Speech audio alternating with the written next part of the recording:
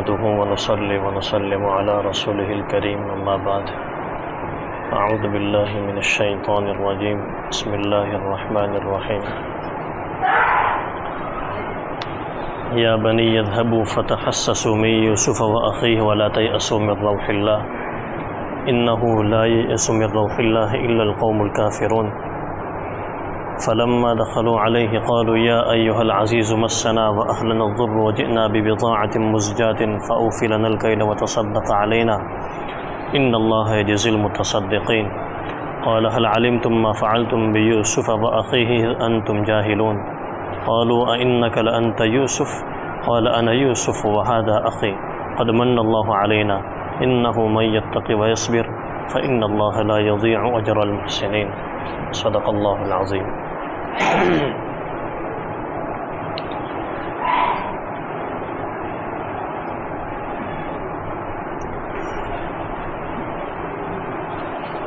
حضرت یعقوب علیہ السلام کا تذکرہ ہو رہا تھا. بھائیوں نے جب اپنے چھوٹے بھائی بنیامین کی سرگزشت سنائی، ان کا قصہ سنایا، تو حضرت یعقوب نے کہا کہ اب صبر جمیل کے علاوہ اس کا کوئی راستہ نہیں ہے. عن قریب اللہ تبارک و تعالی ان سب کو میرے پاس جمع کرے گا، ہم سب کو جو ہے جمع کرے گا، اور اللہ تبارک و تعالی ساری چیزوں کو، سارے واقعات کو، سارے حادثات کو جاننے والا ہے اور حکمت والا بھی ہے کہ اس نے جو کچھ ہوا ساری چیزیں اللہ تبارک و تعالی کی حکمت کے مطابق اور اللہ کی مشیت اور چاہت کے مطابق ہوئی ہے. پھر حضرت یعقوب جو ہے ان سے پھر گئے، رخ موڑ لیا اور یوسف کو یاد کرتے کرتے غم کی وجہ سے، گھٹن کی وجہ سے ان کی آنکھیں بھی سفید ہو گئیں اور بار بار اللہ تبارک و تعالیٰ کے سامنے اس کا تذکرہ کرتے رہے. تو بھائیوں نے یہ حالت دیکھ کر کہا کہ آپ تو یوسف کا ہمیشہ تذکرہ کرتے رہتے ہیں، آپ جو ہے مصیبت کے اندر مبتلا ہو رہے ہیں، آپ کی مصیبت میں اور اضافہ ہوتا رہتا ہے اور عن قریب جو ہے آپ ہلاک ہونے والوں میں سے ہو جاؤ گے، ہلاک ہو جاؤ گے، ختم ہو جاؤ گے.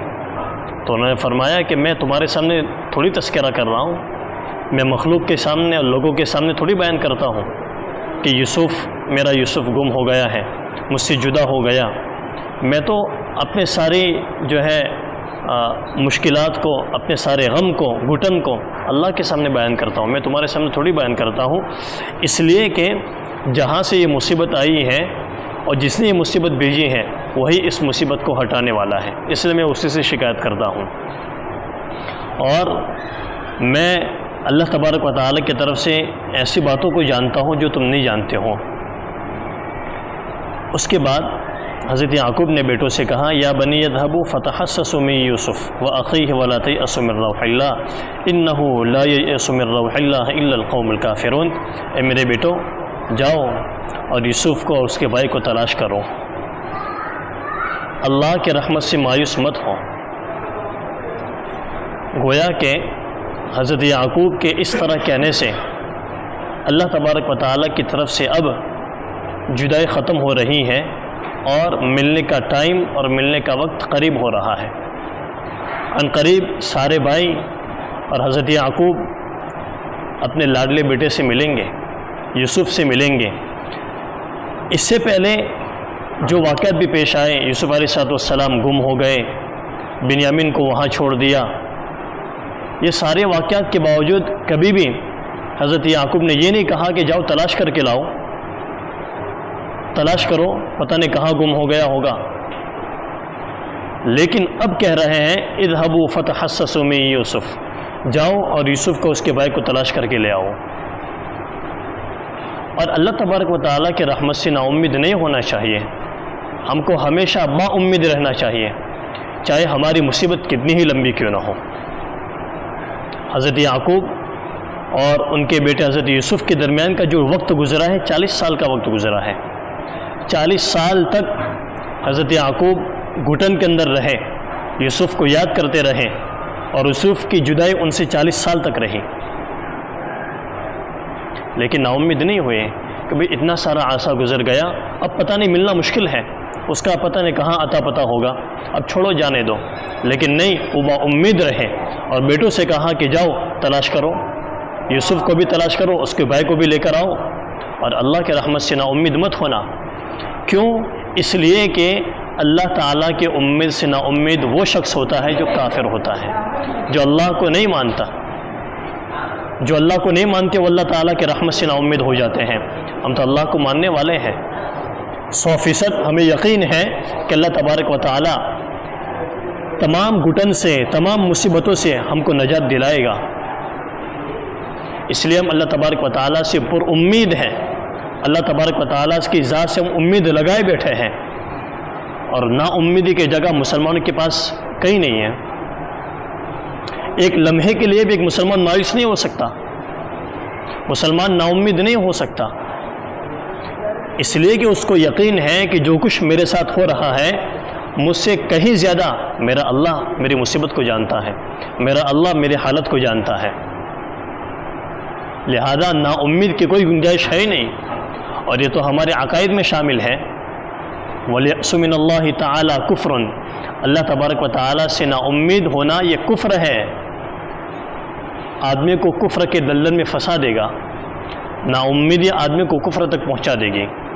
اس لیے انہوں نے کہا کہ نا امید ہونے والا شخص کافر ہی ہو سکتا ہے. کافر لوگ ہی اللہ تبارک و تعالیٰ سے نا امید ہوتے ہیں. ہم تو با امید ہیں، پر امید ہیں. جاؤ یوسف کو اس کے بھائی کو تلاش کرو. اب ان کو مصر کی طرف روانہ کیا. حالانکہ مصر میں تو بنیامین تھے، ان کو تو معلوم تھا کہ بنیامین کو مصر کے اندر روک دیا گیا ہے، لیکن یوسف کے بارے میں تو معلوم نہیں تھا کہ یوسف پتہ نہیں کہاں ہے، مصر میں ہے یا مصر کے باہر ہے. لیکن اللہ تبارک و تعالیٰ کی طرف سے جب اس طرح کے حالات پیش آتے ہیں، یہاں حضرت یعقوب کو حضرت یوسف سے ملنا ہے. اب اللہ تبارک و تعالیٰ کی طرف سے ایسے اسباب مہیا ہو رہے ہیں کہ اب حضرت یعقوب کو یوسف کا پتہ لگ جائے گا، اور حضرت یعقوب اپنے بیٹے یوسف سے ملیں گے. تو اب اللہ تبارک و تعالیٰ کی طرف سے امتحان کا وقت ختم ہونے کے قریب ہے، مصائب کا وقت ختم ہونے کے قریب ہے.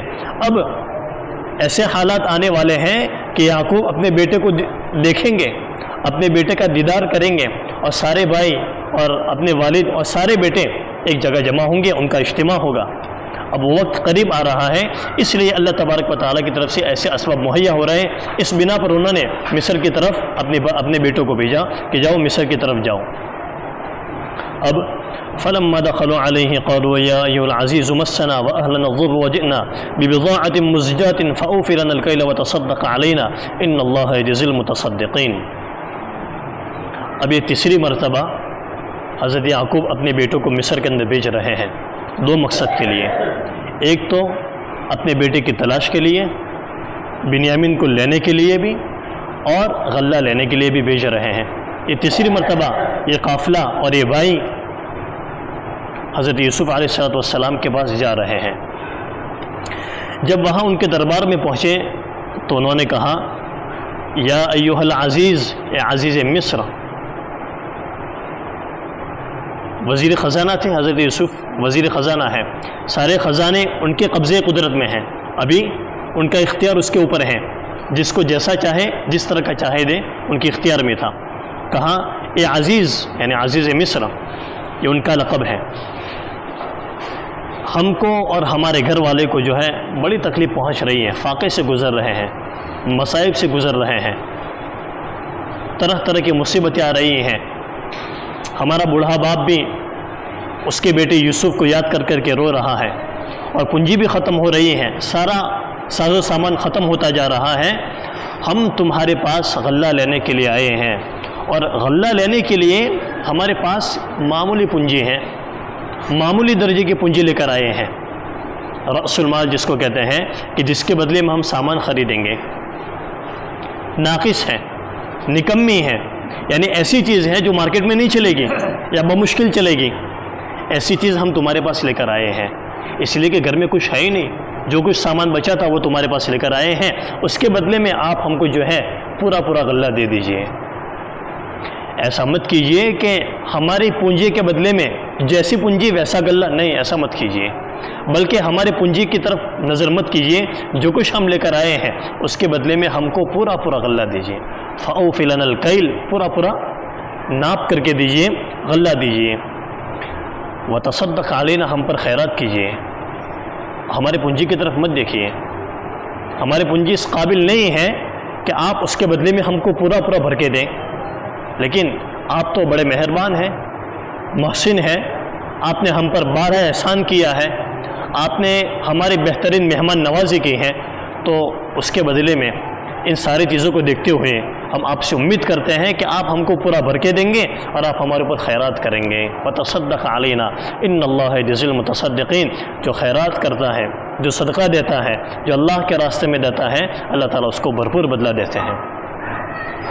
اس طرح انہوں نے منت اور سماجت کی، اپنے بے کسی کا اظہار کیا، اپنی بے بسی کا اظہار کیا، اپنے حالات ان کے سامنے رکھے تاکہ یہ عزیز مصر ہمارے اوپر ترس کھا کر ہم کو پوری پونجی دے۔ ان اللہ یجزی المتصدقین، اور آپ اگر ہمارے اوپر صدقہ کریں گے، خیرات کریں گے، احسان کریں گے تو اللہ تبارک و تعالیٰ اس کا بدلہ بھی دیں گے کل قیامت کے دن۔ قال هل علمتم ما فعلتم بيوسف واخيه اذ انتم جاهلون، اب چونکہ افتراق کا اور جدائی کا وقت ختم ہو کر اب ملنے کا وقت قریب آ رہا ہے، اور حضرت ابن عباس رضی اللہ تعالیٰ عنہ کی روایت کے مطابق حضرت یعقوب نے اپنے بیٹوں کے خط بھی لکھا تھا، یعنی اپنے بیٹوں کے خط لکھا تھا عزیز مصر کے نام، کہ میرا خط عزیز مصر کو پہنچا دینا، جس میں انہوں نے لکھا تھا کہ یہ عزیز مصر میرے والد حضرت ابراہیم علیہ السلام ان کو کیسے کیسی آزمائشوں سے گزارا گیا، ان کو آگ کے اندر پھینکا گیا، اور چھوٹا سا بچہ اس کو ایسے جنگلات میں چھوڑ دیا گیا جہاں نہ پانی کا انتظام تھا، نہ چرند پرند تھے، نہ کھیتی باڑی تھی، کچھ نہیں تھا۔ اس طرح کے آزمائشوں سے وہ گزر کر جو ہے اللہ تبارک و تعالیٰ کے دربار میں چلے گئے۔ ان کا بیٹا میں یعقوب، میں بھی اپنے ایک چھوٹے سے بیٹے کو جو ہے گھوم پا رہا ہوں، ختم ہو گیا، میرے پاس سے چلا گیا، اس کے گھٹن میں میں طرح طرح کے مصیبتوں کے اندر مبتلا ہوں، اور ہمارے گھر کے اندر جو ہے فاقہ ہے، چیزیں ختم ہوتی جا رہی ہیں۔ اس طرح کا خط انہوں نے عزیز مصر یعنی اپنے بیٹے یوسف کے نام لکھا۔ وہ تو جانتے نہیں تھے کہ عزیز مصر یوسف ہیں، میرے بیٹے ہیں۔ ظاہر سی بات ہے جب والد کی یہ ساری چیزیں جب بیٹا دیکھے گا تو اس بیٹے کے اوپر کیا گزرے گی؟ ان کے آنکھوں سے آنسو بہہ گئے، آپ دیدہ ہو گئے۔ حضرت یوسف ان کا دل نرم پڑ گیا، تو فرمایا اب کس سے کہہ رہے ہیں؟ اپنے بھائیوں سے کہہ رہے ہیں، هل علمتم ما فعلتم بيوسف، کیا تم جانتے ہو کہ تم نے یوسف کے ساتھ کیا کیا تھا؟ تم کو یوسف کے بارے میں کچھ پتہ ہے، اور اس کے بھائی کے بارے میں تم یوسف کے بارے میں زیادتی کر چکے ہو، تم کو یہ واقعہ معلوم بھی ہے۔ اب بھائی سوچنے لگے کہ بھائی ان کو یوسف کے بارے میں کیا پتہ، عزیز مصر کو یوسف کے بارے میں کیا پتہ؟ ان کو شبہ ہو گیا کہ ہو سکتا ہے کہ بھائی دال میں کالا ہے، ہم کو لگتا ہے کہ یہی یوسف ہے۔ اذ انتم جاہلون، جب تم نے یہ واقعہ کیا تھا، تم نے سارا کا سارا واقعہ، سارا کا سارا ماجرا تمہارا نادانی میں تم نے کیا تھا، جہالت میں تم نے کیا تھا، یہ کوئی عقل مندی کا کام تھوڑی تھا جو تم نے یوسف کے ساتھ کیا تھا، اس کے بھائیوں کو جو تم ستا رہے تھے، بنیامین کو۔ یہ ساری کی ساری حرکتیں تمہاری نادانی کی اور ناسمجھی اور بیوقوفی کی وجہ سے ہو رہی تھی۔ معلوم یہ ہوا کہ جب انسان کسی کو ظلم کرتا ہے، جب ایسے کوئی کام کرتا ہے جس کی وجہ سے یا تو وہ خود بدنام ہو، یا اس کا گھرانہ بدنام ہو، یا اس کی سوسائٹی بدنام ہو، تو ایسے موقع پر اس بات کی دلیل ہے یہ کہ وہ سارا کا سارا قصہ، ساری کی ساری باتیں جو وہ کر رہا ہے وہ نادانی اور بیوقوفی کی وجہ سے کر رہا ہے۔ اگر عقل مند ہوتا تو کسی کو پر ظلم کیوں کرتا؟ یہ نادان ہے، یہ بیوقوف ہیں جو سارا کام کر رہے ہیں۔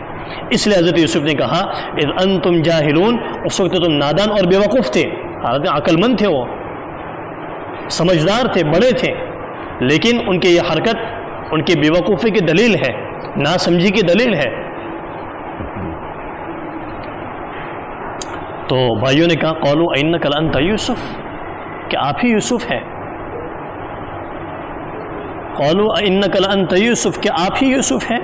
قال انا یوسف وہذا اخی، ہاں میں یوسف ہوں اور یہ میرا بھائی بنیامین ہے۔